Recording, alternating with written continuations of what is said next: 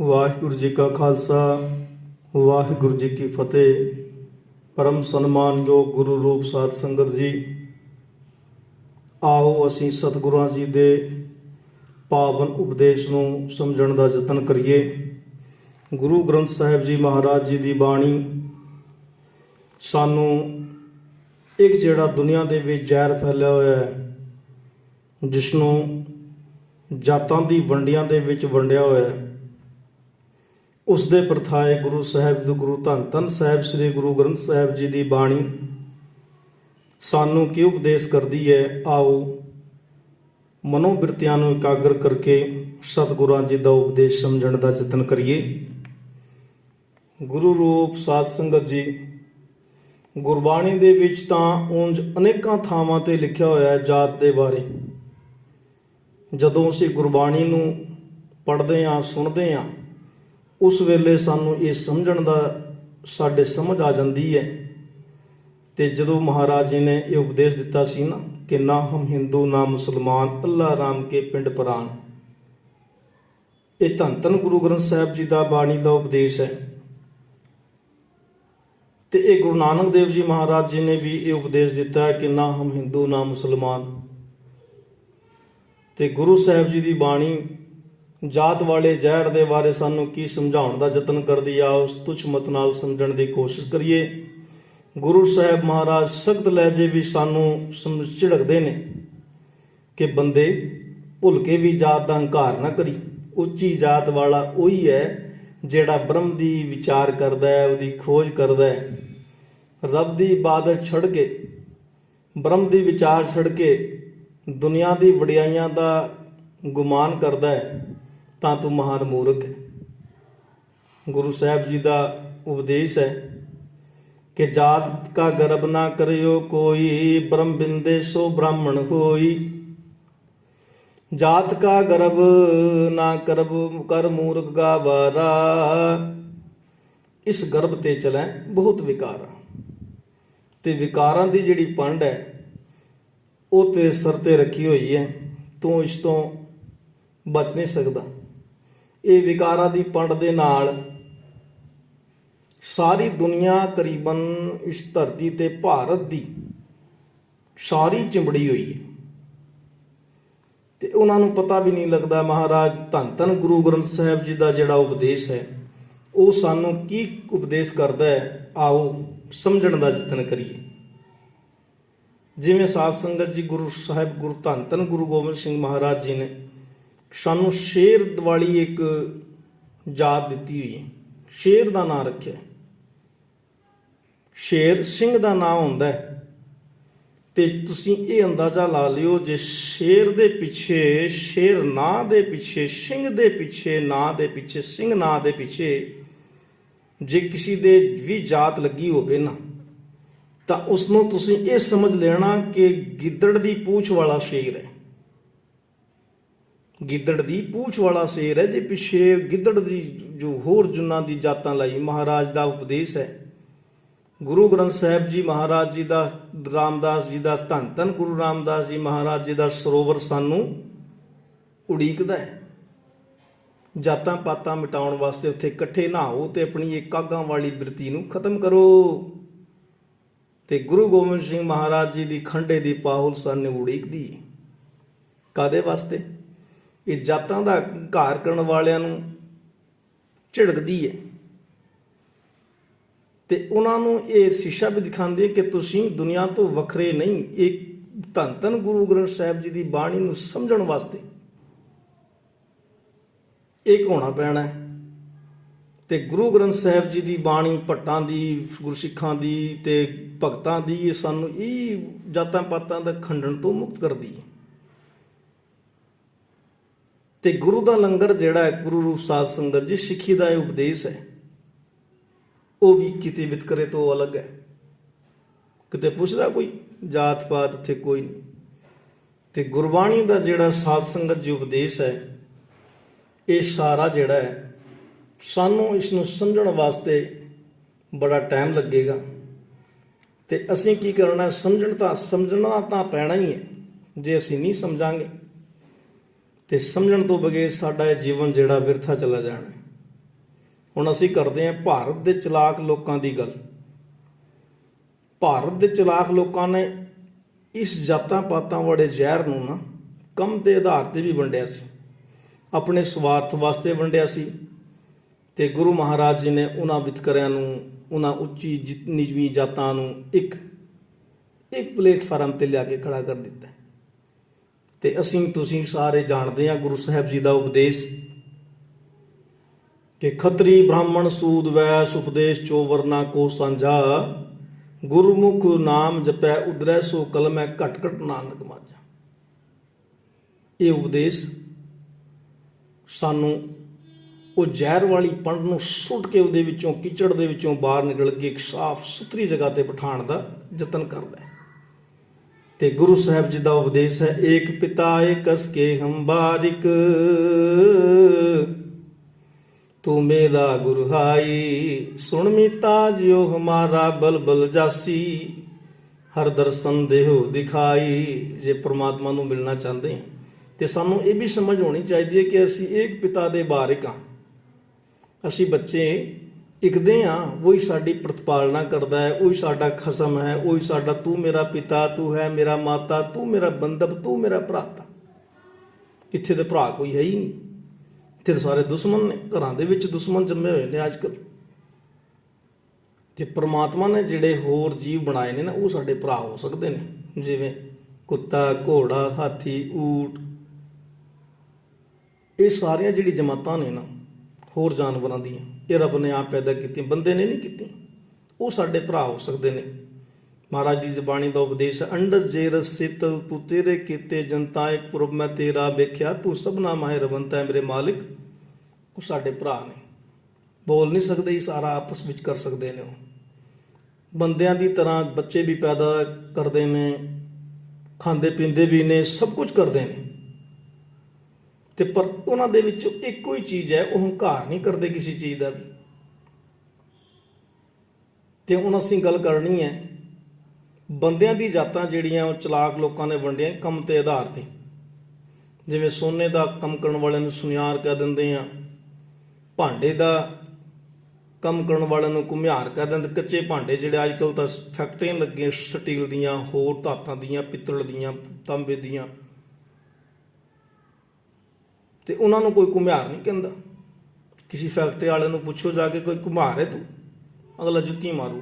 ਬਸ ਭਾਂਡੇ ਜਿਹੜੇ ਪਹਿਲੇ ਜ਼ਮਾਨੇ ਦੇ ਜੋ ਮਿੱਟੀ ਦੇ ਹਾਂਡੇ ਬਣਾਉਂਦੇ ਸੀ, ਹਾਂਡੀਆਂ ਬਣਾਉਂਦੇ ਸੀ, ਇਹ ਮਿੱਟੀ ਦੇ ਭਾਂਡੇ ਬਣਦੇ ਸਨ, ਜਿਨ੍ਹਾਂ ਦੇ ਕਰਕੇ ਮਨੁੱਖਤਾ ਨੇ ਅੱਜ ਲੈਵਲ 'ਤੇ ਪੁੱਜੀ ਹੈ। ਉਹੀ ਪਹਿਲਾ ਕਾਰੀਗਰ ਉਹੀ ਸੀ, ਪਹਿਲਾ ਫੈਕਟਰੀ ਦੇ ਮਾਲਕ ਹੁੰਦੇ ਸੀ। ਅਤੇ ਉਹਨਾਂ ਨੂੰ ਕੀ ਕਹਿੰਦੇ ਸੀ? ਘੁਮਿਆਰ। ਜਿਵੇਂ ਕੱਪੜੇ ਧੋਣ ਵਾਲੇ ਨੂੰ ਧੋਬੀ ਕਹਿ ਦਿੰਦੇ ਆ, ਚਮੜੇ ਦਾ ਕੰਮ ਕਰਨ ਵਾਲੇ ਨੂੰ ਚੁਮਿਆਰ ਕਰ ਕਹਿ ਦਿੰਦੇ ਆ, ਤੇਲ ਵੇਚਣ ਵਾਲੇ ਤੇਲੀ ਕਹਿ ਦਿੰਦੇ ਆ, ਅਤੇ ਹੋਰ ਅਨੇਕਾਂ ਕੰਮ ਕਰਨ ਵਾਲੇ ਭੋਲੇ ਲੋਕਾਂ ਨੂੰ ਉਹਨਾਂ ਸਵਾਰਥੀ ਚਲਾਕ ਲੋਕਾਂ ਨੇ, ਭਾਰਤ ਦੇ ਜਿਹੜਾ ਗੰਦਾ ਸਿਸਟਮ ਸੀ, ਉਹਨਾਂ ਨੇ ਇਸ ਨੂੰ ਇੱਕ ਇਹੋ ਜਿਹੀ ਵਿਹੜੀ ਵੀ ਜਗੜ ਦਿੱਤਾ ਜਿਸ ਤੋਂ ਕਦੇ ਵੀ ਉਹ ਆਜ਼ਾਦ ਨਹੀਂ ਹੋ ਸਕਿਆ, ਛੁਟਕਾਰਾ ਨਹੀਂ ਹੋ ਸਕਿਆ ਉਸਦਾ। ਹੁਣ ਜੇ ਕਿਰਤ ਕਰਨ ਵਾਲੇ ਜਾਤਾਂ ਬਣੀਆਂ ਹੋਈਆਂ, ਕਿਰਤ ਕਰਨੀ ਹਰ ਇਨਸਾਨ ਦੀ ਡਿਊਟੀ ਹੈ। ਕੰਮ ਕੋਈ ਵੀ ਚੰਗਾ ਮਾੜਾ ਨਹੀਂ ਹੁੰਦਾ, ਕਿਤੇ ਵੀ ਹਾਲਾਤਾਂ ਦੇ ਵਿੱਚ ਕੋਈ ਵੀ ਕੰਮ ਕਦੇ ਵੀ ਬੰਦੇ ਨੂੰ ਕਰਨਾ ਪੈ ਸਕਦਾ ਹੈ। ਹੁਣ ਅੱਜ ਦੇ ਸਮੇਂ ਦੇ ਵਿੱਚ ਅਗਰ ਕੋਈ ਬਾਹਮਣ ਦਾ ਮੁੰਡਾ, ਮੰਨ ਲਓ ਬਾਹਮਣ ਦਾ ਮੁੰਡਾ ਅਗਰ ਕੋਈ ਬੂਟ ਵੇਚਦਾ ਤੇ ਉਹ ਚਮਾਰ ਤਾਂ ਨਹੀਂ ਬਣ ਜਾਂਦਾ? ਚਮਾਰ ਨਹੀਂ ਬਣੂਗਾ ਨਾ। ਅਗਰ ਕੋਈ ਸੁਨਿਆਰ ਦਾ ਮੁੰਡਾ ਅੱਜ ਦੇ ਸਮਾਂ ਦੇ ਵਿੱਚ ਉਸ ਸੋਨੇ ਦਾ ਕੰਮ ਕਰਨ ਵਾਲੇ ਨੂੰ ਅਗਰ ਅੱਜ ਕੋਈ ਜੁੱਤੀਆਂ ਵੇਚਦਾ ਹੈ, ਕੋਈ ਸੁਨਾਰ ਦਾ ਮੁੰਡਾ ਅਗਰ ਕੋਈ ਜੁੱਤੀਆਂ ਵੇਚਦਾ ਹੈ ਤੇ ਉਸ ਨੂੰ ਕੋਈ ਚਮਾਰ ਕਹੂਗਾ? ਪਰ ਕੰਮ ਤਾਂ ਉਹ ਚਮਾਰਾ ਵਾਲਾ ਕਰ ਰਿਹਾ। ਤੇ ਅੱਜ ਕਿਉਂ ਨਹੀਂ ਉਹ ਵਿਤਕਰਾ ਭਾਈ? ਉਹ ਪਹਿਲਾਂ ਦੀ ਪੰਡਾਂ ਰੱਖੀਆਂ ਹੋਈਆਂ ਜ਼ਹਿਰ ਦੀਆਂ ਲੋਕਾਂ ਨੇ, ਉਹ ਸੁੱਟ ਦਿਓ ਉਹਨਾਂ ਨੂੰ। ਸਾਨੂੰ ਗੁਰੂ ਦਾ ਉਪਦੇਸ਼ ਸਾਨੂੰ ਇਹ ਯਤਨ ਕਰਦਾ ਹੈ, ਇਹ ਆਵਾਜ਼ਾਂ ਮਾਰਦਾ ਹੈ ਕਿ ਉਹਨਾਂ ਜੁੱਤੀਆਂ, ਇਹੋ ਜਿਹੇ ਭੈੜੇ ਜ਼ਹਿਰ ਨੂੰ ਲਾ ਕੇ ਸੁੱਟ ਦਿਓ ਇਹੋ ਜਿਹੀ ਫਸਲ ਨੂੰ ਜਿਹੜੀ ਸਾਨੂੰ ਗੁਰੂ ਮਹਾਰਾਜ ਜੀ ਦੇ ਰਾਹ ਤੋਂ ਰੋਕੇ। ਅਤੇ ਸਾਧ ਸੰਗਤ ਜੀ, ਸਾਨੂੰ ਇਹਨਾਂ ਜਾਤਾਂ ਪਾਤਾਂ ਦਾ ਦਿਲੋਂ ਤਿਆਗ ਕਰਨਾ ਚਾਹੀਦਾ ਹੈ। ਇਹ ਫਸਲ ਵਾਲੀ ਜਾਤਾਂ ਦੇ ਵਿੱਚੋਂ ਨਿਕਲੇ ਨੇ। ਇਹ ਫਸਲ ਦੀ ਜਾਤਾਂ ਦੀ ਫਸਲ ਹੈ ਨਾ, ਇਹਨਾਂ ਵਿੱਚੋਂ ਨਿਕਲੇ ਨੇ ਹੋਰ ਜਿਹੜੀ ਚੀਜ਼ਾਂ, ਗੋਤ ਨਿਕਲੇ ਨੇ, ਗੋਤ।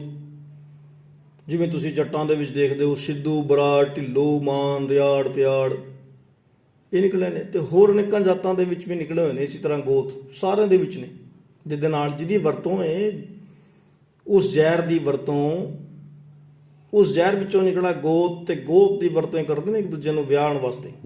ਜਿਵੇਂ ਬਣਜਾਰੇ ਸਿੱਖ ਨੇ, ਰਵਿਦਾਸੇ ਸਿੱਖ ਨੇ, ਜੇ ਹੋਰ ਨੇ ਜੇ ਦੂਜੇ ਕੋਈ ਵੀ ਲਾ ਲਓ, ਭਾਪੇ ਭਾਟੜੇ ਜਿਹੜਾ ਮਰਜ਼ੀ ਲਾ ਲਓ, ਉਹਨਾਂ ਦੇ ਵਿੱਚ ਵੀ ਗੋਤ ਬਣੇ।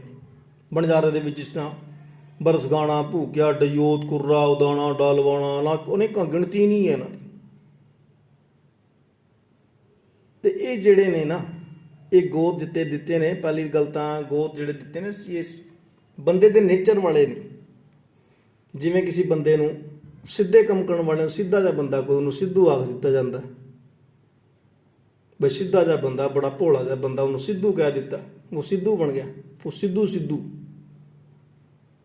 ਤੇ ਇੱਕ ਬੰਦਾ ਨਿਕੰਮਾ ਢਿੱਲੜ ਜਿਹਾ ਬਣਿਆ ਹੋਇਆ, ਉਹਨੂੰ ਢਿੱਲੋ। ਤੇ ਹੋਰ ਅਨੇਕਾਂ ਜਿਹੜੇ ਗਿਫਟ ਵਿੱਚ ਦਿੱਤੇ ਹੋਏ ਨੇ, ਇਹ ਜਿਹੜੇ ਲੋਕਾਂ ਨੇ ਦਿੱਤੇ ਹੋਏ ਨੇ ਨਾਂ,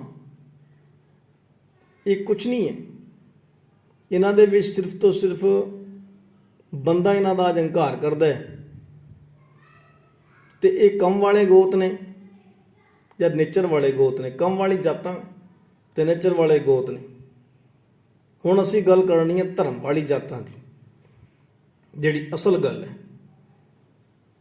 ਗੱਲ ਨੂੰ ਜਿਹੜਾ ਧਿਆਨ ਨਾਲ ਸੁਣਨਾ ਪੈਣਾ ਤਾਂ ਸਾਡੇ ਦਿਮਾਗ ਵਿੱਚ ਪੈਣੀ ਹੈ।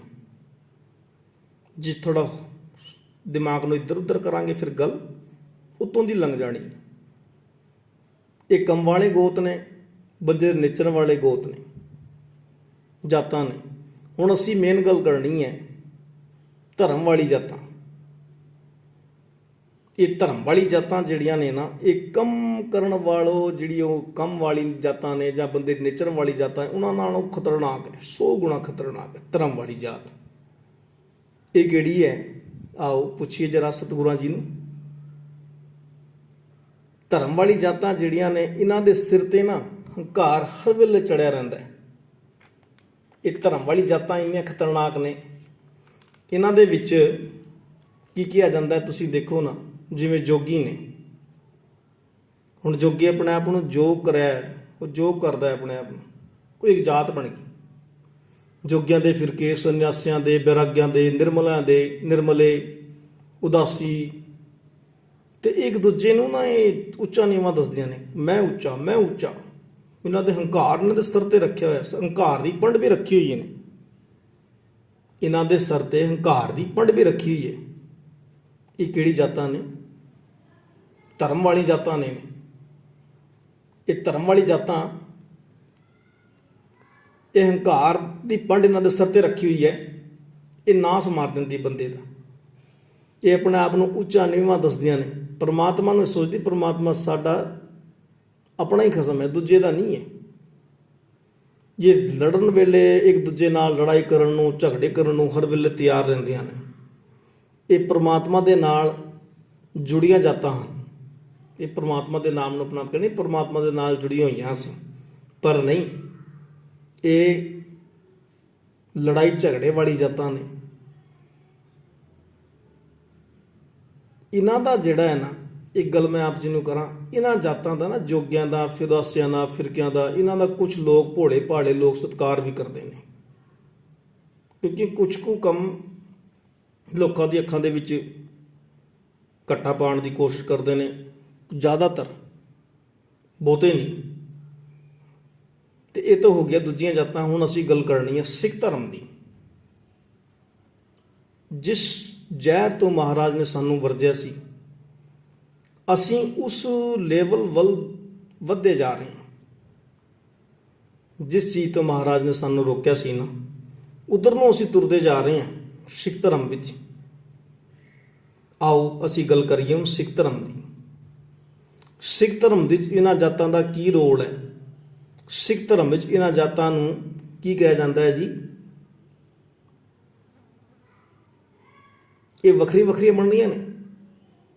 ਇਹ ਜਾਤਾਂ ਦਾ ਰੂਪ ਬਣਨਗੀਆਂ। ਆਉਣ ਵਾਲੇ ਘੱਟੋ ਘੱਟ 50 ਸਾਲ, 100 ਸਾਲ, 200 ਸਾਲ, 1000 ਸਾਲ ਬਾਅਦ ਨਾ ਇਹਨਾਂ ਨੇ ਇਹੋ ਜਿਹੀ ਮਾਰਕੁੱਟ ਕੱਟਣੀ ਹੈ। ਇਹ ਧਰਮ ਨਾਲ ਜੁੜੀਆਂ। ਇਹਨਾਂ ਨੂੰ ਕੀ ਕਿਹਾ ਜਾਂਦਾ ਹੈ? ਇਹਨਾਂ ਨੂੰ ਕੀ ਆਖਿਆ ਜਾਂਦਾ ਹੈ? ਇਹਨਾਂ ਨੂੰ ਕਿਹਾ ਜਾਂਦਾ ਜਥੇਬੰਦੀ। ਜੱਥਾ ਕੀ ਹੁੰਦਾ? ਜੱਥਾ ਇੱਕ ਮੈਜੋਰਟੀ ਹੁੰਦੀ ਤੇ ਮੈਜੋਰਟੀ ਨੂੰ ਬੰਦ ਕਰ ਦੇਣਾ ਤੇ ਉਹ ਕੀ ਬਣ ਜਾਂਦੀ ਹੈ? ਇਸੇ ਤਰ੍ਹਾਂ ਬਣੀਆਂ ਹੀ ਨਾ ਸਾਰੀਆਂ।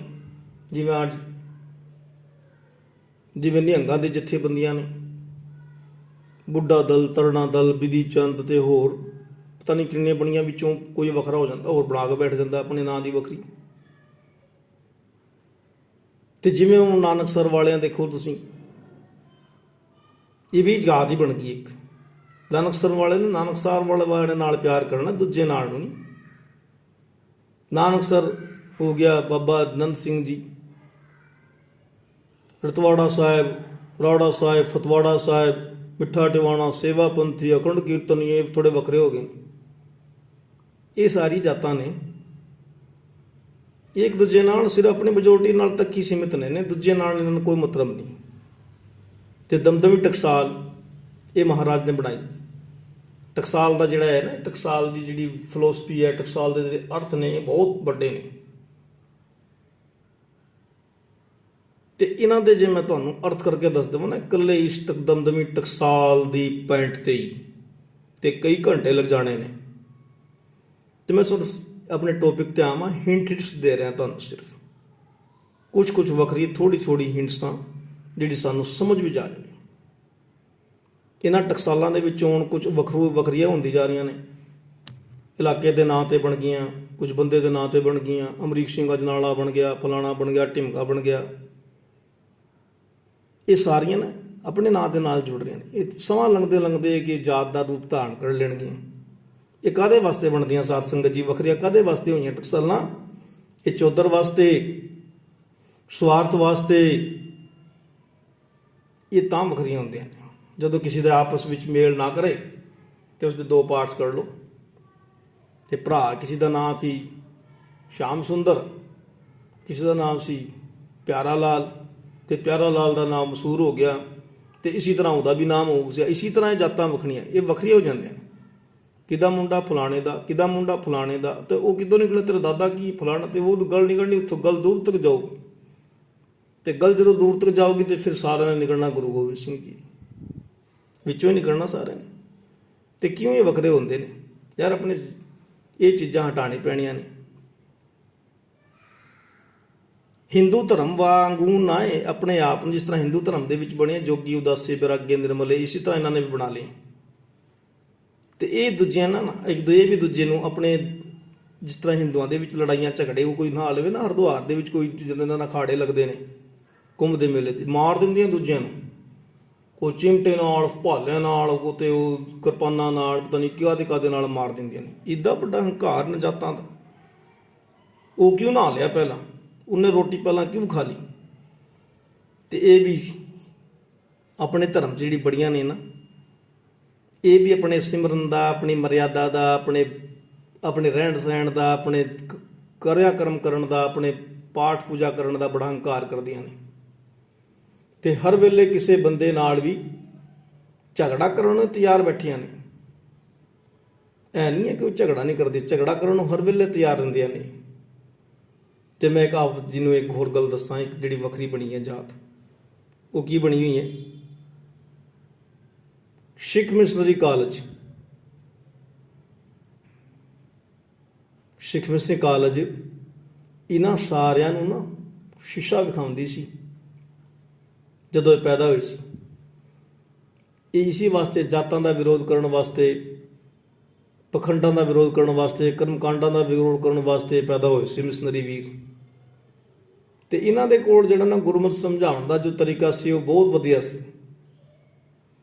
ਪਰ ਅੱਜ ਦੇ ਹਾਲਾਤਾਂ ਦੇ ਵਿੱਚ, ਅੱਜ ਦੇ ਸਮੇਂ ਦੇ ਵਿੱਚ ਕੁਝ ਕੁ ਮਿਸ਼ਨਰੀ ਹੋਣਗੇ ਜਿਹੜੇ ਸਹੀ ਰਾਹ 'ਤੇ ਤੋਰਦੇ ਨੇ ਲੋਕਾਂ ਨੂੰ, ਜਾਂ ਆਪਣੇ ਆਪ ਨੂੰ ਉਹਨਾਂ ਨੇ ਸੰਭਾਲਿਆ ਹੋਇਆ।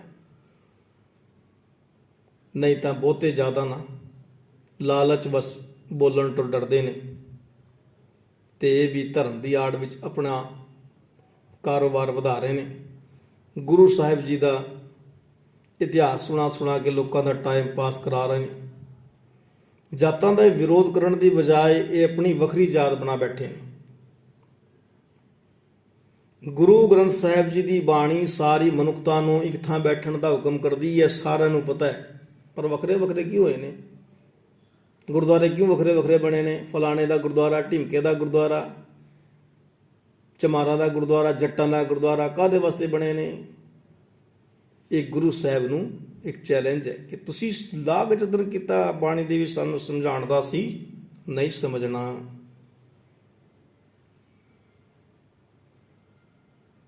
ਇੱਕ ਥਾਂ ਬੈਠਣ ਦਾ ਮਹਾਰਾਜ ਉਪਦੇਸ਼ ਕਰਦੇ ਨੇ ਪਰ ਨਹੀਂ ਬੈਠ ਸਕੇ, ਵੱਖ ਵੱਖ ਹੋ ਜਾਂਦੇ ਨੇ।